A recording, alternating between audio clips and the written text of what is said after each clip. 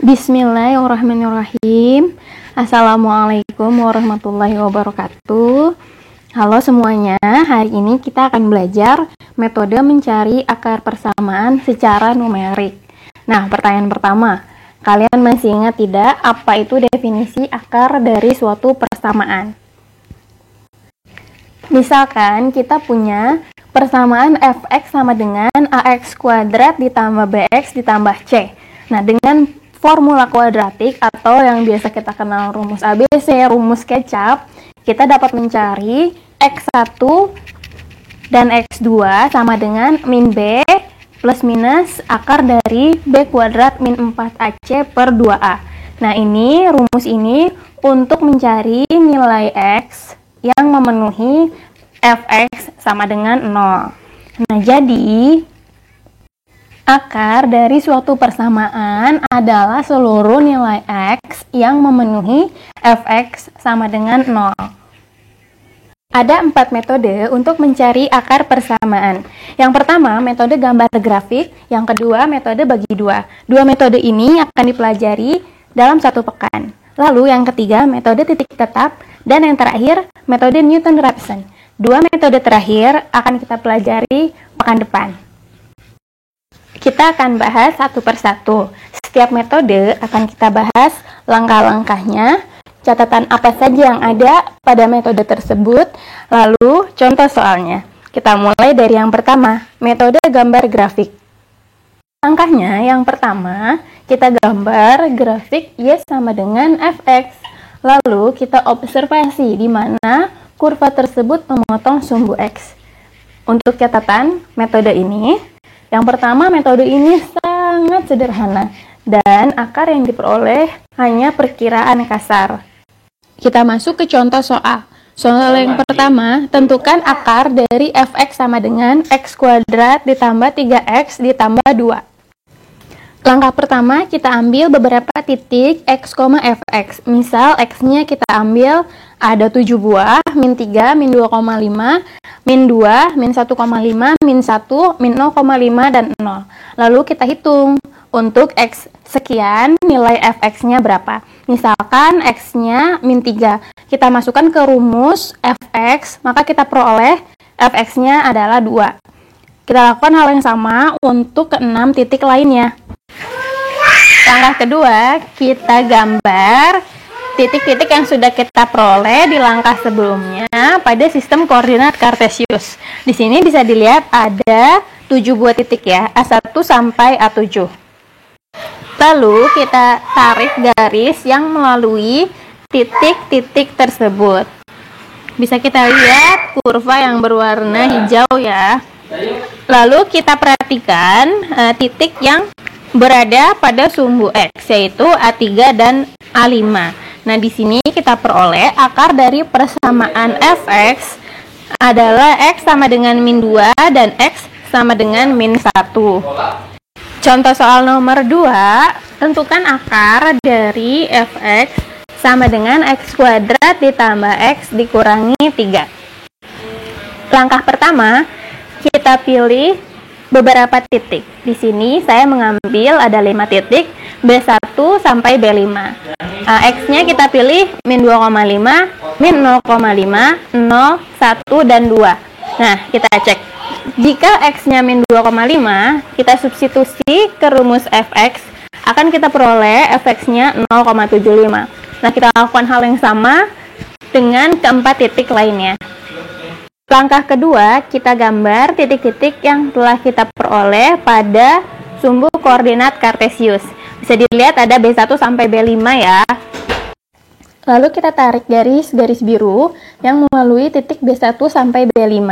Nah, akar dari persamaan fx adalah nilai x pada titik potong antara kurva biru dengan sumbu x. Nah, di sini kalau kita lihat hanya dengan mata saja kan kurang jelas ya. Ini adalah salah satu kelemahan metode gambar grafik. Nah, akarnya bisa dicari tentu saja dengan formula kuadratik yang kita pelajari di awal. Dengan menggunakan aplikasi GeoGebra, ini tinggal kita tekan, maka kita dapat akarnya itu adalah min 2,3 dan 1,3. Kita lanjut ke metode kedua, yaitu metode bagi dua. Catatan untuk metode bagi dua ini, yang pertama, jika fungsi f(x) bernilai real dan kontinu pada selang xl sampai xu, serta nilai fxl dikalikan dengan fxu lebih kecil dari 0, maka setidaknya terdapat satu akar pada selang tersebut. Kita perhatikan B1 dan B2 ya. B1 ini X-nya kan min 2,5, sementara B2 X-nya min 0,5. Nah, nilai F min 2,5 dengan nilai F min 0,5 mereka berbeda tanda. Jadi kalau akarnya di min 2,3 ini, nilai-nilai di kiri dan di kanannya akan berbeda tanda. Catatan yang kedua, jenis-jenis error atau galat. Yang pertama, persen galat relatif. Notasinya epsilon A. Epsilon A ini singkatan untuk aproksimasi. Epsilon A sama dengan nilai mutlak dari XR new dikurangi XR old dibagi dengan XR new. Nilai absolut itu dikali dengan 100%. Yang kedua, persen galat sesungguhnya. Notasinya epsilon T itu singkatan dari true. Ini rumusnya nilai mutlak dari X dikurangi XR dibagi XR. Nilai mutlak tersebut dikalikan dengan 100%. Langkah-langkah metode bagi dua dibagi menjadi 3. Yang pertama, kita tebak XL dan XU yang memenuhi pertidaksamaan ini. Fxl dikalikan dengan Fxu lebih kecil dari 0. Lalu langkah kedua, kita hitung XR. XR rumusnya XL ditambah XU dibagi 2. Nah, langkah yang ketiga ada 3 kriteria. Yang pertama, jika Fxl dikalikan dengan Fxr lebih kecil dari 0, kita ganti XU-nya dengan XR dan kita ulangi langkah kedua. Yang kedua, jika Fxl dikalikan dengan Fxr lebih besar dari 0, yang diganti adalah XL-nya. XL-nya diganti dengan XR, lalu kita ulangi langkah kedua. Yang ketiga, jika Fxl dikalikan dengan Fxr sama dengan 0, maka perhitungan selesai dan kita peroleh akar persamaannya adalah XR. Kita masuk ke contoh soal. Nomor 1, gunakan metode bagi dua untuk mencari akar persamaan fx sama dengan x kuadrat dikurangi x dikurangi 1. Lakukan beberapa kali iterasi sehingga galat relatifnya kurang dari epsilon s sama dengan 10%. Kita mulai iterasi pertama. Kita pilih XL dan XU. Nah, XL tentu saja lebih kecil daripada XU karena L singkatan dari lower dan U singkatan dari upper. Nah, XL-nya kita pilih min 1,5 dan XU-nya kita pilih 0,01. Kenapa? Karena kita ingat fx-nya itu, suku terakhirnya itu kan min 1. Jadi, akarnya itu seharusnya faktor dari min 1. Entah itu min 1 kali 1 atau sebaliknya. Nah, ini kita mau tebak di sekitar min 1-nya. Jadi kita pilih XL-nya min 1,5 dan XU-nya 0,01. Kenapa angkanya susah? Ya nggak apa-apa, pengen aja. Lalu kita hitung Fxl dan Fxu. Kita substitusi nilai XL dan XU ke persamaan Fx. Sehingga diperoleh Fxl nilainya 2,75, sementara Fxu nilainya min 1,0099.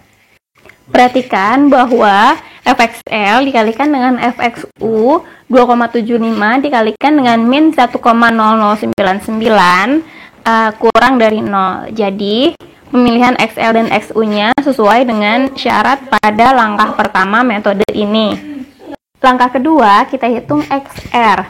XR sama dengan XL ditambah XU dibagi 2. Lalu kita peroleh XR-nya sama dengan min 0,745.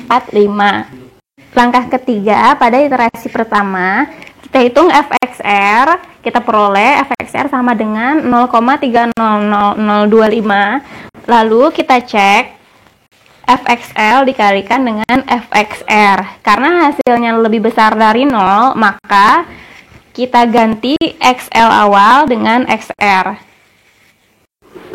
Karena fxl dikalikan dengan fxr pada iterasi sebelumnya belum sama dengan 0, dan kita juga belum bisa menghitung galat approximate atau epsilon A, maka kita lanjutkan ke iterasi kedua.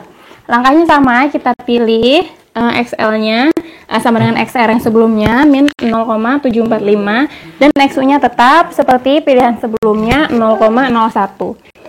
Maka fxl dikalikan dengan fxu kurang dari 0, dan sesuai dengan kriteria pada langkah pertama.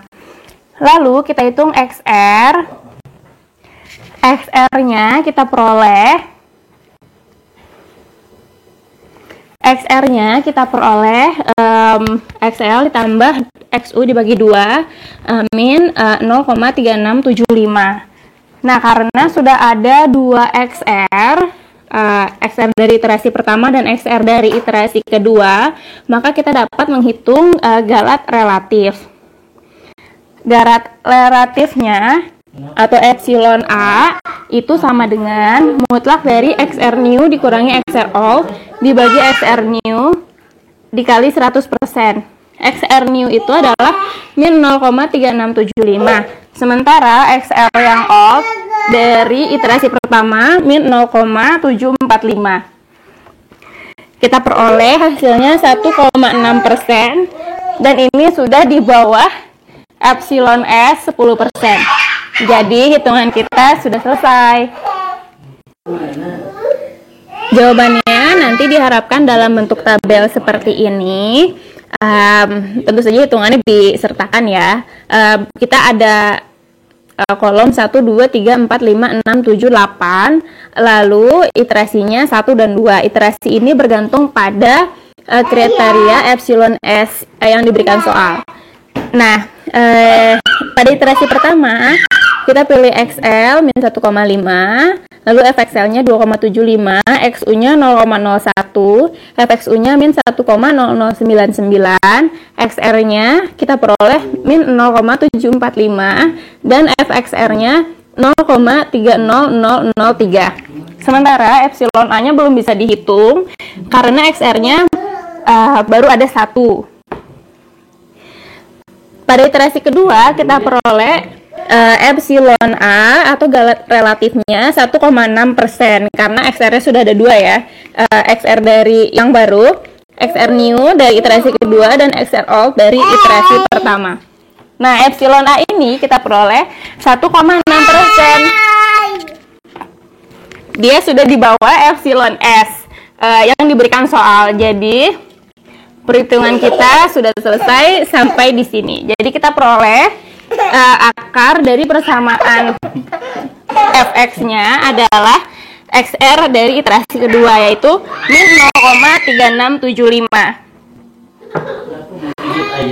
Oke, terima kasih, materinya sampai contoh pertama dulu. Nanti kita akan lanjutkan diskusinya di grup lain. Sampai ketemu di materi selanjutnya. Wassalamualaikum warahmatullahi wabarakatuh.